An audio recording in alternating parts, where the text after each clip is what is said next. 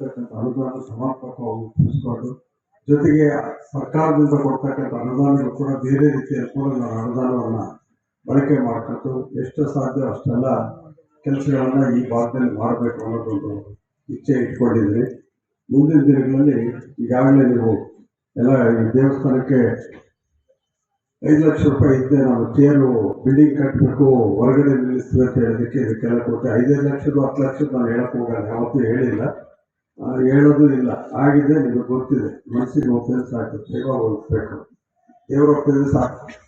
ಹೀಗಾಗಿ ಇವತ್ತೇನು ನೀವು ಇವತ್ತು ಬಂದಿರತಕ್ಕಂಥ ಕಾರ್ಯಕ್ರಮ ಅದಾಗಿತ್ತು. ವೇದಿಕೆ ಮೇಲೆ ಕುಂತು ಮಾತಾಡೋಂಥದ್ದು ಮೊನ್ನೆ ತಾನೇ ಕುಂತು ನಾನು ಈ ಭಾಗದಲ್ಲಿ ಸಾಗರದ ಹತ್ರ ಉದ್ಘಾಟನೆ ಮಾಡೋದು ಸುಮಾರು 2.5 ಕೋಟಿ ರೂಪಾಯಿ ದುಡ್ಡು ಅಲ್ಲಿ ಕೊಟ್ಬಿಟ್ಟು ಅದನ್ನು ಮಾಡಿದ್ವಿ. ಈಗ ಹೇಳೋದಕ್ಕೆ ಪುರ್ಸೊತ್ತಿಲ್ಲ, ಮುಂದಿನ ಸಲ ಹೇಳ್ತೀನಿ.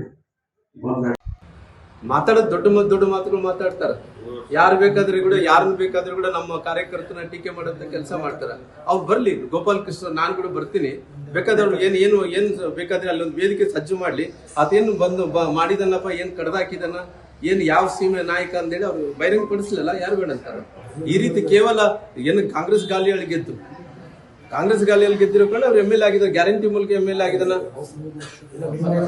ಒಂದು 3 ವರ್ಷದಲ್ಲಿ ಇವತ್ತು ಒಂದು ಮನೆ ಕೊಡ್ಲಿಕ್ಕಾಗಿಲ್ಲ, ಬಡವರಿಗೆ ಒಂದು ಹಾಸ್ಟೆಲ್ ಕೊಡ್ಲಿಕ್ಕಾಗಿಲ್ಲ, ಮಕ್ಕಳಿಗೆ ಸ್ಕಾಲರ್ಶಿಪ್ ಕೊಡ್ಲಿಕ್ಕಾಗಿಲ್ಲ, ಈ ಆಸ್ಪತ್ರೆಯನ್ನು ಸರಿ ಮಾಡ್ಸಕ್ಕಾಗಿಲ್ಲ, ಜನರೇಟರ್ ರಿಪೇರಿ ಮಾಡಕ್ ಆಗ್ತಿಲ್ಲ, ಒಂದು ರಸ್ತೆ ಗುಂಡಿಗಳು ಮುಚ್ಚಕ್ ಆಗ್ತಾ ಇಲ್ಲ. ಇವರೆಲ್ಲರೂ ಕೂಡ ಇವತ್ತು ಎಲ್ಲವನ್ನು ಕೂಡ ನಮ್ಮ ಸರ್ಕಾರದಲ್ಲಿ ಆದಂತಹ ಡಿಪೋಗಳು, ಬಸ್ ಸ್ಟ್ಯಾಂಡ್ಗಳು ಎಲ್ಲ ಕೂಡ ಇನಾಗ್ರೇಷನ್ ಮಾಡಿದ್ರೆ ಎಲ್ಲಿ ನಮ್ಗೆ ಒಳ್ಳೆ ಹೆಸರು ಬರುತ್ತೆ ಬಿಜೆಪಿ ಅವ್ರಿಗೆ ಅಂತೇಳಿ ಅದು ಇನಾಗ್ರೇಷನ್ ಕೂಡ ಮಾಡಿದ್ರೆ ರಾಜಕಾರಣ ಮಾಡ್ಕೊಂಡು ಕೂತಾರೆ.